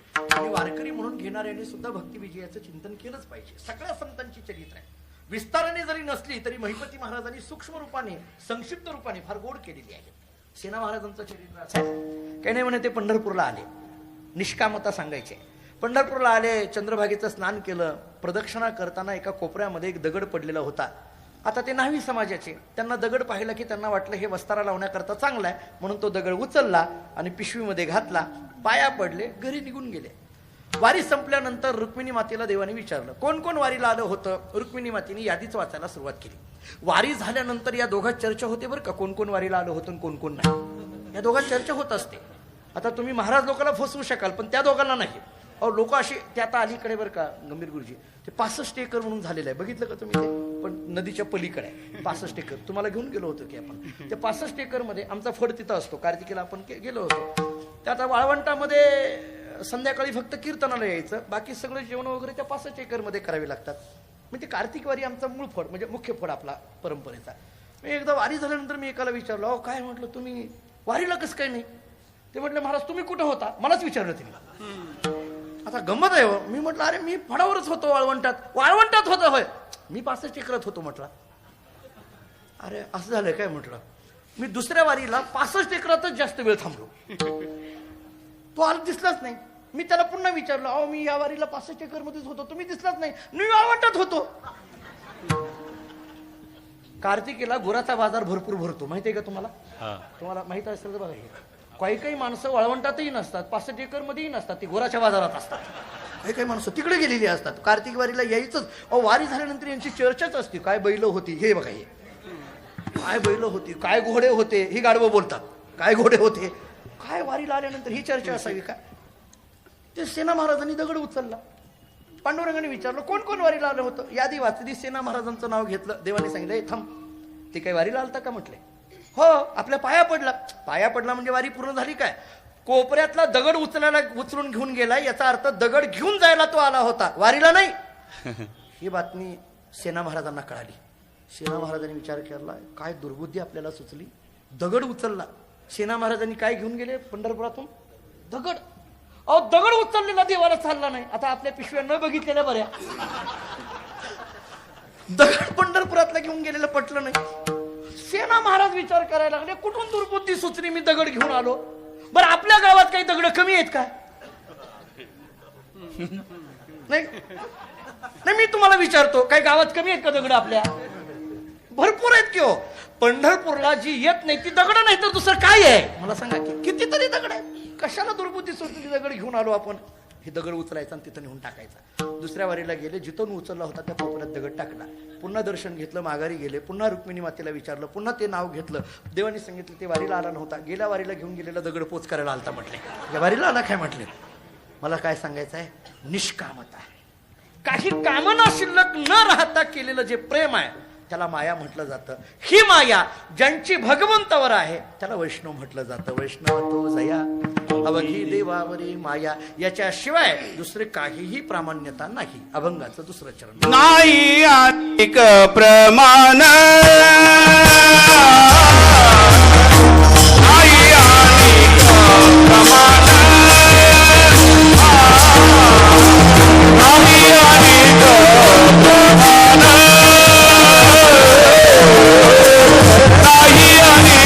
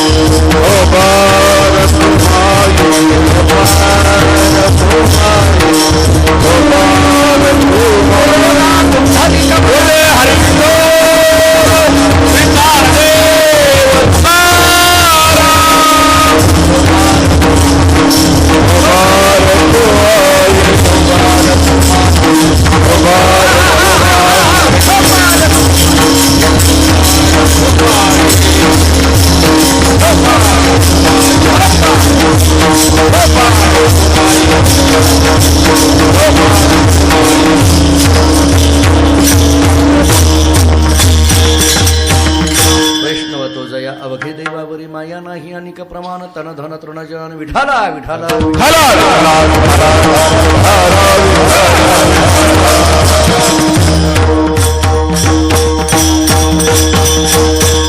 या भंगाचा विचार करत असताना पहिल्या चरणाचा विस्तार आतापर्यंत आपला झाला. तिन्ही चरण फक्त लावून देतो, वेळ माझी होत आली. नाही अनेक प्रमाण तन धन तृण जन. वैष्णव कोणाला म्हणायचं? अवघी देवावरी माया, तो वैष्णव आहे. याच्याशिवाय दुसरी कशालाही प्रामाण्यता त्याच्या जीवनामध्ये नाही. तन धन तृण जन हे जे प्रमाण आहे का नाही, या प्रमाणाकरता तुमच्या ऐकण्यातलं एक दुसरं प्रमाण देतो आपल्याला. अगदी योग्य अशा पद्धतीचं प्रमाण आहे. तन धन जन केले तृणाही समान, अशी महाराजांची भाषा आहे. पहा, बळी याचे अंकित, आम्ही झालो बळीवंत. लाथाळीला संसार केला षडउर्मीचा मार. तन धन जन केले तृणाही समान. आता तन केले तृणाही समान, धन केले तृणाही समान आणि जन केले तृणाही समान, असं तिन्ही पद्धतीने लावून टाकायचं. तन या शब्दाचा अर्थ शरीर, केले तृणा समान, गवता समान केलं. धन या शब्दाचा अर्थ पैसा, केले तृणा समान. आणि जन या शब्दाचा अर्थ आहे सगळा लौकिक, केले तृण समान. या तिन्ही गोष्टी लावता येण्यासारख्या आहेत. याचा विस्तार आपण घरी गेल्यानंतर आवर्जून चिंतन करा, म्हणजे आपल्या लक्षात येईल. शरीराला काहीही आता आसक्ती राहिली नाही. कोणाला? वैष्णवाच्या जीवनामध्ये. धनाला काहीही महत्व राहिलं नाही. कोणाच्या? वैष्णवाच्या जीवनामध्ये. आणि जनाला लांब लौकिकाला काही किंमत राहिली नाही. कोणाची? वैष्णवाच्या जीवनामध्ये. म्हणून नाही अनिक प्रमाण तन धन तृण जन. नाही अनिक प्रमाण तन केले तृणाही समान. नाही अनिक प्रमाण धन केले तृणाही समान. नाही अनिक प्रमाण जन केले तृणाही समान. अशा पद्धतीने लाभा. महाराज सांगतात तन धन तृण जन. आता काहीही प्रामाण्यता राहिली नाही. प्रामाण्यता कशाला राहिली? आम्ही स्वीकारलेला जो नियम आहे, तो नियम मरणासन्न अवस्थेपर्यंत सांभाळायचा, एवढीच प्रामाण्यता राहिलेली आहे. पडता जड भारी नेमा नटळे निर्धारी. चालेल ना, वेळ होत आली म्हणून दिलं नाही. पडता जड भारी नेमा नटळे निर्धारी. मरणासन्न अवस्था झाली तरी नियमापासून बाजूला व्हायचं नाही. हा विचार फार महत्वाचा सांगितलेला आहे. मला थोडंसं विस्तार करण्यात वेळ घालवत नाही, पण हे जे प्रमाण आहे की नाही, जरा ऐका माझं बोलणं. जुनी मंडळी इथं असतील तर त्यांना माहीत असेल. पडता जडभारी नेमा नटळे निर्धारी. मला वाटतं हे प्रमाण जगद्गुरु तुकोबारांनी जर कोणाकरता लिहिलेलं असेल तर त्यांचं एकच नाव आहे, भोसरीकर माऊली. हे त्यांच्याकरता नाव आहे. पडता जडभारी नेमा नटळे. तुम्ही बघितलेलं असेल, मी तर प्रत्यक्ष पाहिलेलं आहे त्यांना. या नियमामध्ये पाहिलेलं आहे. पंढरपुरामध्ये त्यांच्या पुण्यतिथीच्या सप्ताहातलं, पहिल्या सप्ताहातलं कीर्तन मी केलेलं आहे. ज्ञानेश्वर मंदिरामध्ये ते मी केलेलं आहे कीर्तन. म्हणून मी बोलतो, मरणासन्न अवस्था झाली तरी नियमापासून बाजूला व्हायचं नाही. आयुष्याच्या शेवटच्या क्षणापर्यंत पालखी सोहळा कधी सोडला नाही महाराज. पालखी सोहळा कधी सोडला नाही. पताका खांद्यावरची कधी खाली ठेवली नाही. माऊली निघाल्याबरोबर पताका खांद्यावर घ्यावी आणि माऊलींची आरती झाल्याशिवाय खांद्यावरची पताका खाली ठेवायची नाही. हा माऊलींचा नियम होता, भोसरीकर माऊलींचा. त्यामुळे पडता जड भारी नेमा नटळे निर्धारी. नाही अनेक प्रमाण तन धन तृण जन. महाराज सांगतात वैष्णव कोणाला म्हणायचं? अवघी देवावरी माया, वैष्णव तो जया. तन धन तृण जन, वैष्णव तो जया. नेमा नटळे निर्धारी, वैष्णव तो जया. या वैष्णवाच्या काही जातीचा विचार करता येईल का? अभंगाचा शेवट. तुका म्हणे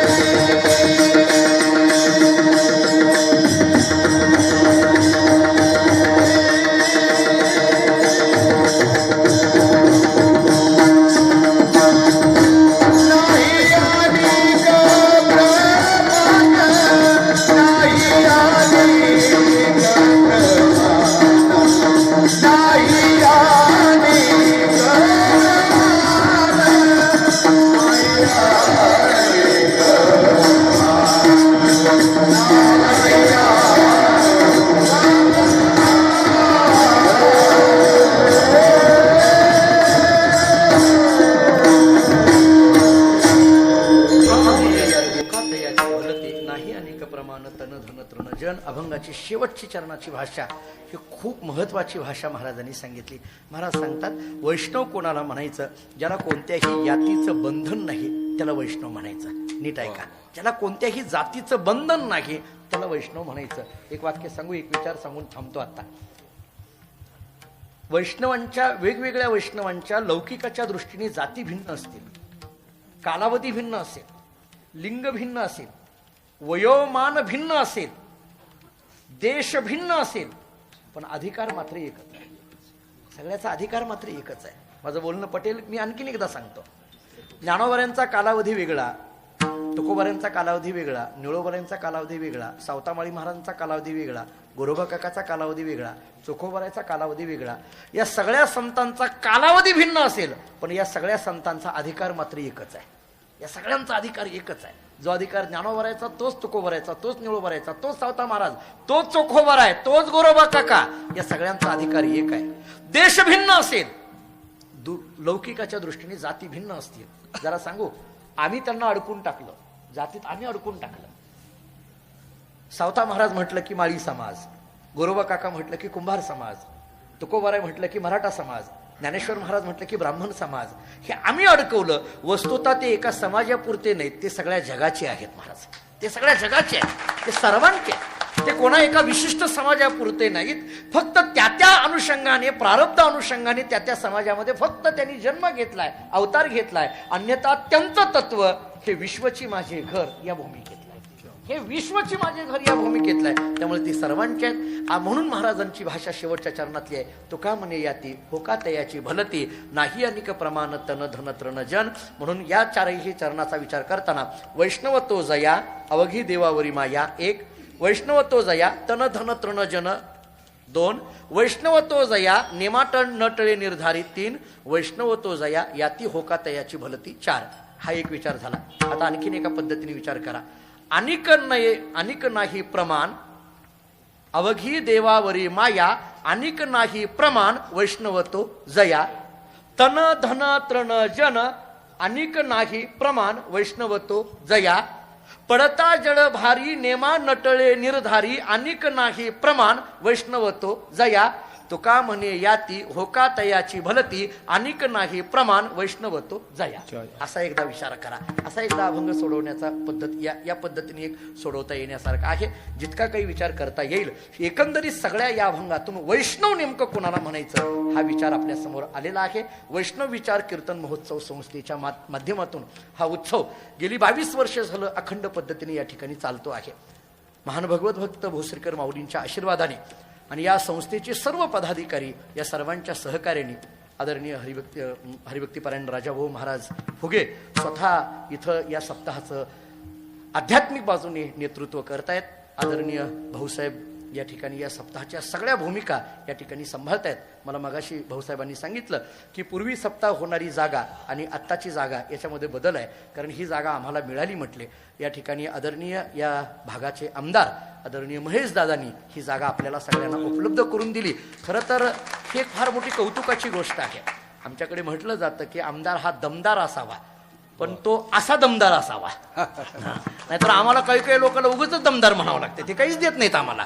पण खऱ्या अर्थाने मला तर असं वाटायला लागलंय, आता महेश दादांना एकदा भेटल्यानंतर मी म्हणणार आहे म्हणजे तुमच्या सगळ्यांच्या साक्षीनं म्हणणार आहे, महेश दादाला एवढंच म्हणणार आहे, एकदा तुम्ही पंढरपूरला उभा राहा म्हणजे आमचं सगळं चांगलं होईल, एकदा असं म्हणणार आहे. बरं, त्यांचं अशी गंमत आहे महाराज, ते कुठेही महाराष्ट्रात उभा राहिले तर निवडून येतील अशी गंमत आहे. त्यांचं एक असं एक व्यक्तिमत्वच असं आहे. मी त्यांची स्तुती करण्याकरता इथं उभा नाहीये, पण त्यांच्याबरोबर असलेले एक आध्यात्मिक जिव्हाळ्याचे संबंध आमचे सगळ्यांचेच इथं उपस्थित आदरणीय हरिभक्तीपरायण सदानंद महाराज बग महाराज माझ्या जवळ आहेत. ही सगळी महाराज मंडळी इथं उपस्थित आहेत. ही सगळी गायक वादक मंडळी, अशोक महाराज, गंभीर महाराज, शिवाजी महाराज, परमेश्वर महाराज या सगळ्या मंडळींचा एक अतिशय जिव्हाळ्याचा संबंध आदरणीय महेश दादांशी आहे. प्रत्येकाचा म्हणजे असं मला तर वाटतं, म्हणजे नाहीतर बऱ्याचदा आम्ही एखाद्या आमदारांना भेटायचं म्हटलं की त्यांना फार अगोदर त्या सगळ्या प्रोसेस पूर्ण कराव्या लागतात. यांना सांगा, त्यांना सांगा, त्यांना सांगा. बरं, ते नाही म्हणत नाहीत, हे मधलेच नाही म्हणतात अगोदर आम्हाला भेटायला. पण मला वाटतं महेश दादांच्या बाबतीत असं नसेल. म्हणजे कोणीही जावं दादांना भेटावं का होता ते आहे का नाही, कोणी अगदी कोणत्याही आमच्या भागातल्या वारकऱ्यांनी, सामान्य वारकऱ्यांनी जावं आणि दादांना त्यांना सांगावं दादा मला हे पाहिजे, तर दादा लगेच त्याला अध्यात्माच्या बाबतीत हो म्हणतील. म्हणजे असं एक अतिशय व्यक्तिमत्व आहे. दादांनी ही जागा उपलब्ध करून दिली, नवे नवे एवढा मोठा चांगला सभामंडप इथं तयार करून दिला. त्यामुळे अतिशय चांगल्या पद्धतीने आतापर्यंत करत असलेला कीर्तन महोत्सव आणि आत्ताच्या कीर्तन महोत्सवामध्ये जरा नाही म्हटलं तरी भाड्याचं घर आणि स्वतःचं घर फरक असतोच. नाही तरी हे आता स्वतःचं घर झालं का भाऊसाहेब, हे स्वतःचं घर झालं. त्यामुळे एक चेहऱ्यावरची आपली प्रसन्नता, एक आपल्याला पाहिजे त्या पद्धतीने कार्यक्रम करून घेण्याची उर्मी या निमित्ताने जागृत होते. मी आदरणीय महेश दादांनाही समस्त वारकरी संप्रदायाच्या वतीने या ठिकाणी धन्यवाद देतो. या ठिकाणी एवढा मोठा उत्सव या ठिकाणी संपन्न होतोय. वैष्णव विचार कीर्तन महोत्सव संस्थेला मी धन्यवाद देतो. आणि वैष्णवाचा विचार आपण रुजविण्याकरिता जे काम करत आहात ते आपल्याकडून अखंड पद्धतीने व्हावं अशी प्रार्थना करतो. मला आल्यानंतर ते फुगे महाराज कोणते बारके महाराज आहेत की त्यांनी मला सांगितलं की त्र्यंबकेश्वरला उत्सव होतोय, फार मोठा उत्सव होतोय, गाथा पारायण आदरणीय हरिभक्तीपरायण बंडाता त्यांच्या नेतृत्वामध्ये. तिथंही ज्यांना ज्यांना शक्य आहे त्यांनी त्या उत्सवामध्ये सहभागी व्हावं अशी ही त्यांच्या वतीने आपल्यालाही सगळ्यांना या ठिकाणी विनंती करतो. आपल्याकडून होत असलेल्या या सांप्रदायिक कार्याला पुन्हा एकदा शतशः अशा पद्धतीचं नमन करतो. थोडासा यायला मला उशीर झाला, मी ती उशीर झालेली कारणं सांगून तुमचा पुन्हा वेळ घेतला नाही, म्हणजे मला उशीर झाला. मागे सुद्धा एकदा असंच कीर्तनाला आलो होतो, माझ्या माहितीपर्यंत 7-8 वर्ष 5-6 वर्ष झाले माझ्याकडे कीर्तन दिलं होतं. तेव्हाही राजेभाऊ मला उशीरच झाला होता आणि म्हणून मला 5-6 वर्ष तुम्ही बोलवलं नाही हे माझ्या लक्षात आहे. मी गाडीत येतानाच माझी मंडळी माझ्या बरोबर होती, मी माझ्या बायकोला म्हटलं, मी गाडीमध्ये मी म्हटलं मला एकदा मागे सुद्धा असाच उशीर झाला, त्यामुळे 7-8 वर्ष त्यांनी मला बोलवलंच नाही. म्हटलं आता उशीर झाला म्हणजे पुन्हा 7-8 वर्ष माझा नंबर नाही, हे माझ्या लक्षात आलं. म्हटलं हे कारण हे उशिरा येतं हे यांच्या लक्षात आलेलं आहे. पण प्रवासामध्ये कित्येक तरी अडचणी येतात, गुरुजींना माहित आहे. अनेकदा फोन त्यांचा होत होता, पण काही ट्रॉफिकच्या अडचणी असतात, काही निघण्याच्या अडचणी असतात. परंतु कसं तरी इथपर्यंत पोहोचलो. जेवढा विचार करता येणं शक्य आहे तेवढा करण्याचा प्रयत्न केला. पुन्हा एकदा सेवा ही माऊलींच्या चरणी, तुकोबारांच्या चरणी, मी ज्या परंपरेत जन्माला आलो त्या मानकोजी महाराजांच्या चरणी सेवा समर्पित करतो. याच ठिकाणी थांबतो. ज्ञानेश्वर